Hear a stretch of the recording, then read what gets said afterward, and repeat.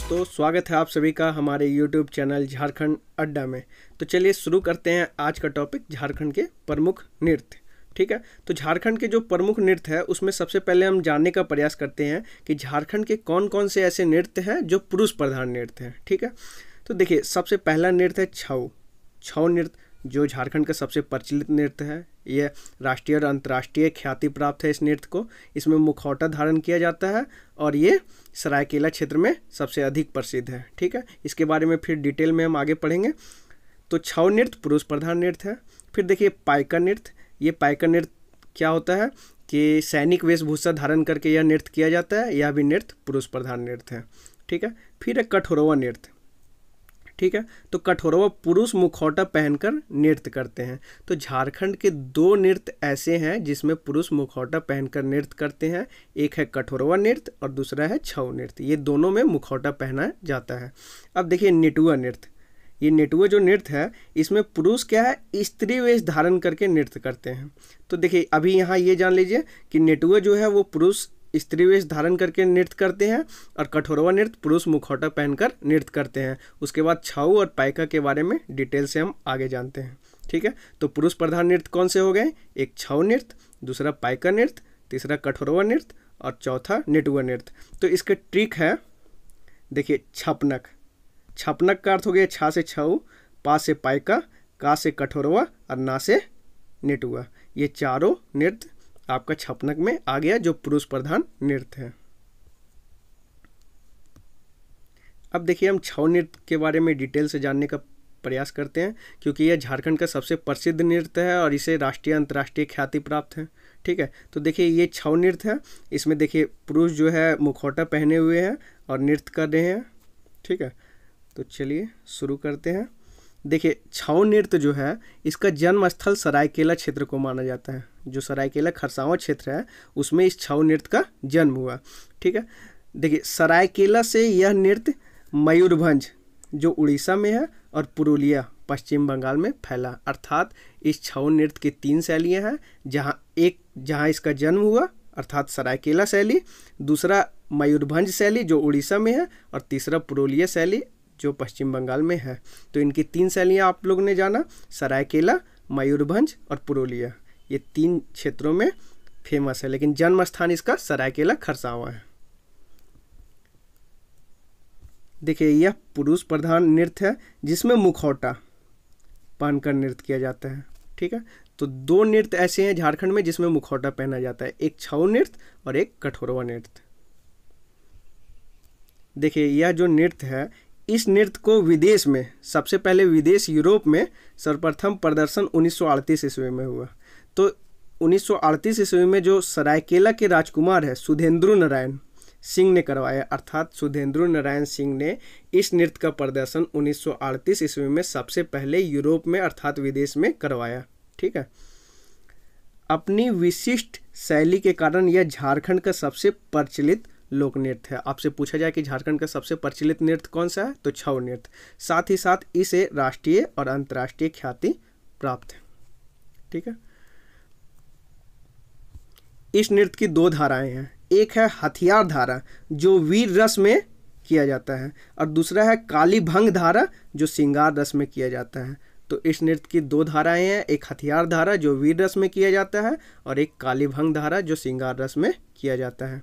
इसमें देखिए इसकी सबसे बड़ी विशेषता है झारखंड के जितने भी नृत्य हैं उसमें गुरु की उपस्थिति होना अनिवार्य नहीं है, जबकि छऊ नृत्य में गुरु की उपस्थिति होना अनिवार्य है। ठीक है, महात्मा गांधी के समकक्ष छऊ नृत्य का प्रदर्शन 1941 ईस्वी में किया गया था जब महात्मा गांधी झारखंड आए थे। ठीक है, 2010 ईस्वी में यूनेस्को ने इसे विश्व विरासत नृत्य में शामिल किया। तो महात्मा गांधी के समकक्ष 1941 में और 2010 में यूनेस्को ने इसे विश्व विरासत नृत्य में शामिल किया। यह अकेला ऐसा नृत्य है जिसमें झारखंड के 7 लोगों को पद्मश्री पुरस्कार मिला। ठीक है, बहुत से एग्जाम में पूछता है कि यह व्यक्ति कौन से नृत्य से संबंधित है। ठीक है, तो झारखंड के 7 लोग ऐसे हैं जो पद्मश्री पुरस्कार पाए छऊ नृत्य से। ठीक है, तो वो 7 को हम देखते हैं। देखिए सबसे पहले है जो राजकुमार जिन्होंने इसका प्रचलन शुरू करवाया था, राजकुमार सुधेंद्र नारायण सिंह। ठीक है, देखिए दूसरा केदारनाथ साहू, इन्हें 2005 ईस्वी में पद्मश्री पुरस्कार मिला छऊ नृत्य के लिए। ठीक है, तो बहुत से एग्जाम में पूछा जा चुका है कि केदारनाथ साहू का संबंध किससे है, तो छऊ नृत्य से। तीसरा है देखिए श्यामचरण पति, जिन्हें 2006 ईस्वी में पद्मश्री पुरस्कार मिला। चौथा है मंगलाचरण पति, जिन्हें 2008 ईस्वी में पद्मश्री पुरस्कार मिला। पांचवा है मकर ध्वज दारोगा, जिन्हें 2011 ईस्वी में पद्मश्री पुरस्कार मिला। छठा है देखिए आपका पंडित गोपाल प्रसाद द्विवेदी, जिन्हें 2012 ईस्वी में पद्मश्री पुरस्कार मिला। और देखिए अबर 2020 में देखिए सरायकेला निवासी प्रसिद्ध छऊ नृत्य कलाकार गुरु शशधर आचार्य को 2020 पद्मश्री अवार्ड देने की घोषणा की गई है। तो अबर 2020 में 2 लोगों को पद्मश्री देने की घोषणा की गई है झारखंड से, जिनमें एक छऊ नृत्य से है जिनका नाम है गुरु शशधर आचार्य। ठीक है, इस नृत्य को वर्तमान में प्रसिद्ध नर्तक प्रभात कुमार है, मतलब वर्तमान में इसके प्रसिद्ध नर्तक प्रभात कुमार है झारखंड के। और देखिए ये राजकीय छऊ नृत्य कला केंद्र सरायकेला की स्थापना 1960 में की गई है। ठीक है, तो एक बार हम लोग शुरू से देख लेते हैं। देखिए ये छऊ नृत्य है, जन्म स्थान इसका सरायकेला है। सरायकेला से यह नृत्य मयूरभंज उड़ीसा और पुरुलिया पश्चिम बंगाल में फैला। पुरुष प्रधान नृत्य है, जिसमें मुखौटा पहनकर नृत्य किया जाता है। इस नृत्य का विदेश अर्थात यूरोप में सर्वप्रथम प्रदर्शन 1938 में सरायकेला के राजकुमार सुधेंद्र नारायण सिंह ने करवाया। अपनी विशिष्ट शैली के कारण यह झारखंड का सबसे प्रचलित लोक नृत्य है। साथ ही इसे राष्ट्रीय और अंतर्राष्ट्रीय ख्याति भी प्राप्त है। इसकी 2 धाराएं हैं, एक हथियार धारा जो वीर रस में किया जाता है, जबकि एक कालीभंग धारा जो श्रृंगार रस में किया जाता है। इसमें प्रशिक्षक गुरु की उपस्थिति होना अनिवार्य है। महात्मा गांधी के समकक्ष छऊ नृत्य 1941 में प्रस्तुत किया गया, जबकि 2010 ईस्वी में यूनेस्को ने इसे विश्व विरासत नृत्य में शामिल किया। यह अकेला ऐसा नृत्य है जिसमें 7 लोगों को पद्मश्री पुरस्कार मिला। तो देखिए राजकुमार सुधेंद्र नारायण सिंह को मिला। दूसरा है केदारनाथ साहू जो 2005 में इन्हें पद्मश्री मिला।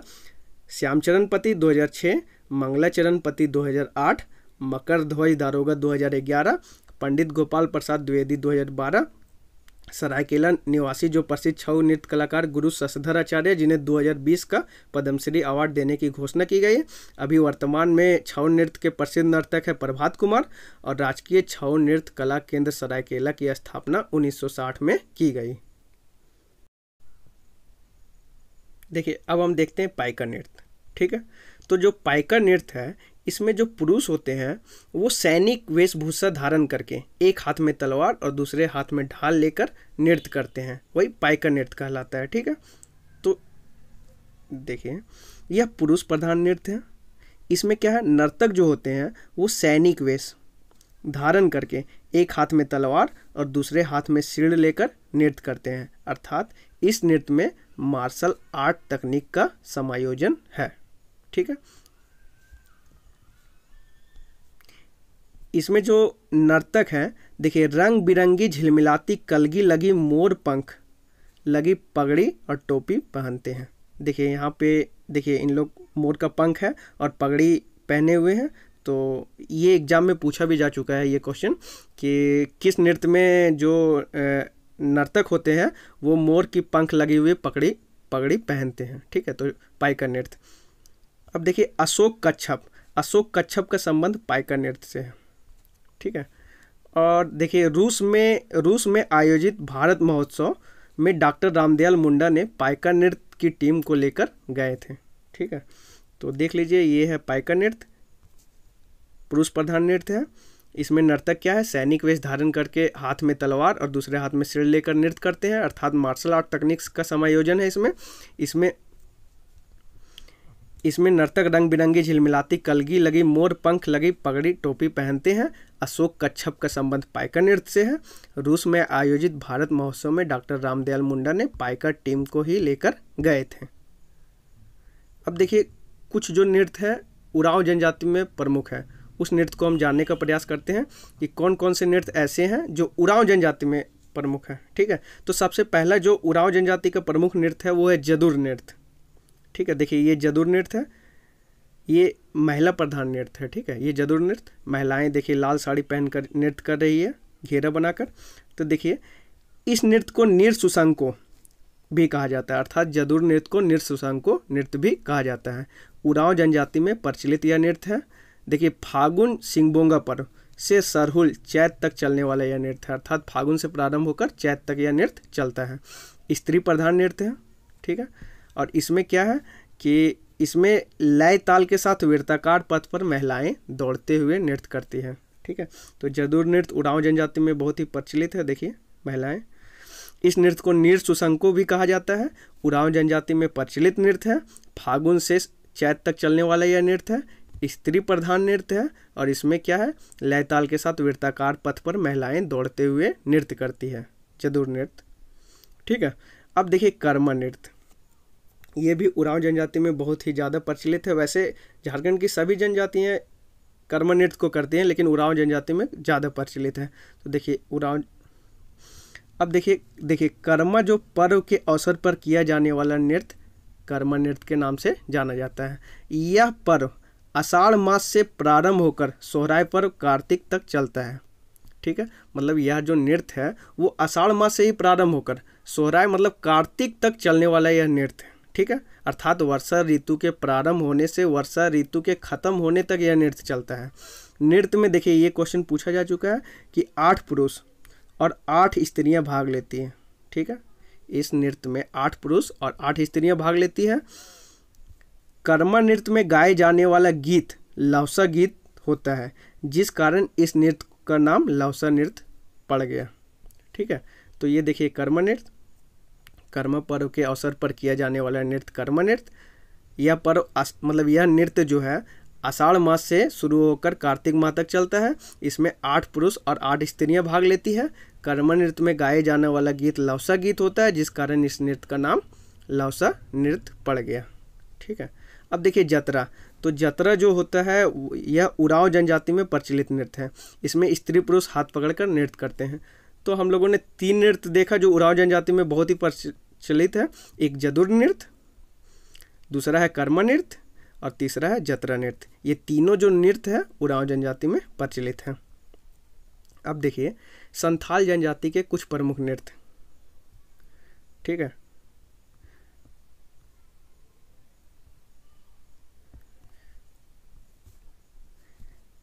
देखिए संथाल जनजाति के 4 जो नृत्य है वो बहुत ही प्रचलित है। तो देखिए लांगड़े, ये संथाल जनजाति में प्रचलित नृत्य है। इसमें क्या, किसी भी खुशी या उत्सव में किया जाने वाला नृत्य लांगड़े नृत्य कहलाता है। अर्थात संथाल जनजाति में किसी भी खुशी और उत्सव में जो नृत्य किया जाएगा वह लांगड़े नृत्य है और संथाल जनजाति में प्रचलित है। देखिए डाहर, पूछा जाएगा कि संथाल जनजाति का कौन सा नृत्य सड़कों पर किया जाता है, तो डाहर सड़कों पर किया जाने वाला नृत्य, ठीक है। अब देखिए दसाई नृत्य, दशहरे के अवसर पर किया जाने वाला यह नृत्य है। इसमें क्या है, परिधान एवं गहनों को धारण किया जाता है। परिधान और गहनों को धारण करके यह नृत्य किया जाता है। दशहरे के अवसर पर किया जाता है और संथाल जनजाति में यह नृत्य बहुत ही प्रचलित है। अब देखिए बाहा, ये भी संथाल जनजाति में किया जाता है। देखिए संथाल लोग सरहुल पर्व को बाहा पर्व के रूप में मनाते हैं, तो ये बाहा नृत्य भी करते हैं। इस नृत्य में साल और महुआ फूलों का समारोह पूर्वक प्रयोग किया जाता है। तो ये जो 4 नृत्य है संथाल जनजाति में प्रचलित है, लांगड़े एक, फिर दूसरा बाहा, डाहर और दसाई, ये चारों नृत्य संथाल जनजाति में प्रचलित हैं। अब देखिए हो जनजाति के प्रमुख नृत्य, तो कौन कौन से नृत्य ऐसे हैं जो हो जनजाति में प्रचलित हैं। देखिए बा नृत्य, इस नृत्य में स्त्री पुरुष सम्मिलित होकर सरहुल पर्व के समय गायन व नृत्य करते हैं। अर्थात सरहुल पर्व के समय स्त्री पुरुष सामूहिक रूप से गायन व नृत्य करते हैं, बा नृत्य कहलाता है, जो हो जनजाति में प्रचलित है, ठीक है। एक है मघा नृत्य, आपसे पूछा जाएगा सिर्फ इतना, मघा नृत्य किस जनजाति में प्रचलित है, तो हो जनजाति में। फिर देखिए ये गौंग नृत्य, ये भी हो जनजाति में प्रचलित नृत्य है। अब देखिए हेरो नृत्य, तो हेरो भी हो जनजाति में प्रचलित नृत्य है। यह इस नृत्य का आयोजन धान की बुआई के बाद किया जाता है, जिसमें महिलाएं एवं पुरुष सम्मिलित रूप से नृत्य एवं गायन करते हैं, ठीक है। तो ये हो में भी 4 जो नृत्य है प्रचलित है। एक बा नृत्य, जिसमें स्त्री पुरुष सम्मिलित होकर सरहुल पर्व के समय नृत्य करते हैं। दूसरा मघा, जो हो जनजाति में ही प्रमुख है। गौंग नृत्य हो जनजाति में प्रचलित है।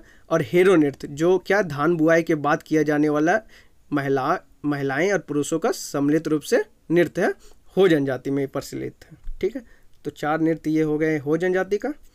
अब कुछ अन्य नृत्य है जो हमें जानना है। ठीक है, तो देखिए घोड़ा नृत्य, यह नृत्य मेले और बारात के स्वागत के समय किया जाता है।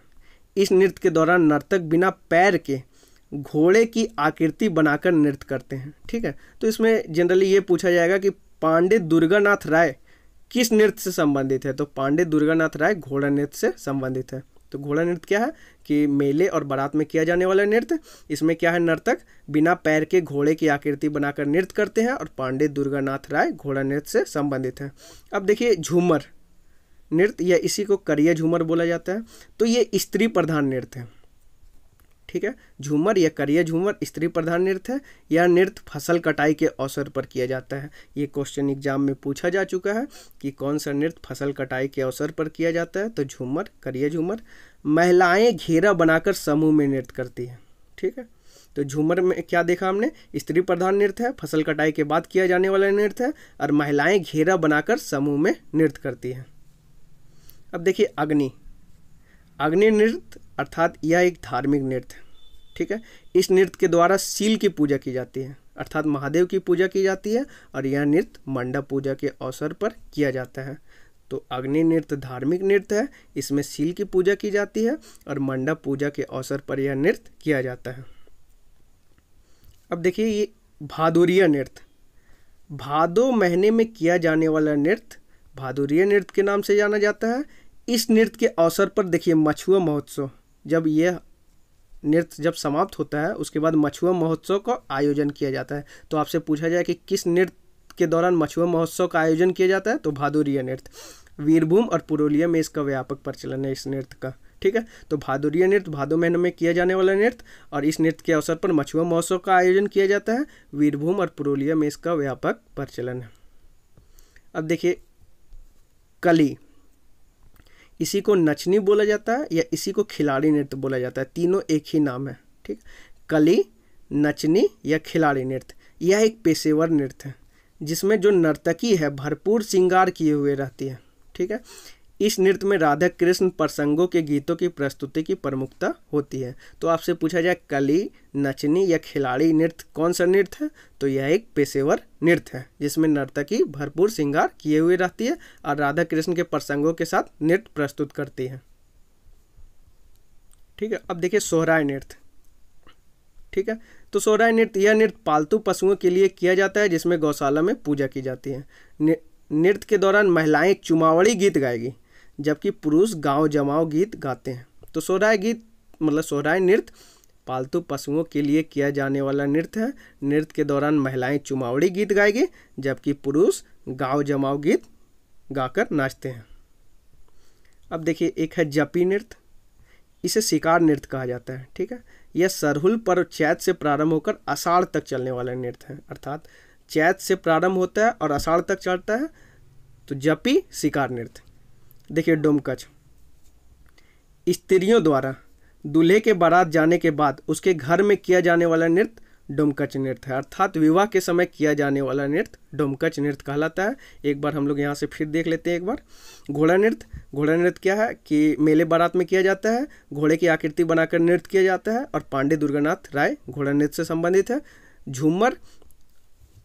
झूमर नृत्य या करिया झूमर स्त्री प्रधान नृत्य है। यह नृत्य फसल कटाई के अवसर पर किया जाता है। महिलाएं घेरा बनाकर समूह में नृत्य करती हैं। अब देखिए अग्नि नृत्य, यह एक धार्मिक नृत्य है। इस नृत्य के दौरान सील की पूजा की जाती है। यह जो नृत्य है मंडप पूजा के अवसर पर किया जाता है। भादुरिया भादो महीने में किया जाता है। मछुआ महोत्सव का आयोजन होता है। वीरभूम और पुरुलिया में इसका व्यापक प्रचलन है। कली, इसी को नचनी या खिलाड़ी नृत्य बोला जाता है। यह एक पेशेवर नृत्य है। इसमें क्या है, नर्तकी भरपूर श्रृंगार किए हुए रहती है, राधा कृष्ण के प्रसंगों के साथ नृत्य करती है। सोहराय पालतू पशुओं के लिए किया जाने वाला नृत्य है। इसमें क्या है, इस नृत्य में महिलाएं चुमावड़ी गीत गाती है जबकि पुरुष गांव जमाव गीत गाते हैं। जपी शिकार नृत्य है जो सरहुल पर चैत से प्रारंभ होकर आषाढ़ तक चलता है। जबकि डोमकच विवाह संबंधी नृत्य है। इसमें स्त्रियां क्या है, दूल्हे के बारात जाने के बाद उसके घरों में किया जाने वाला यह नृत्य है। इस तरह सभी नृत्य अब समाप्त होते हैं। बहुत बहुत धन्यवाद।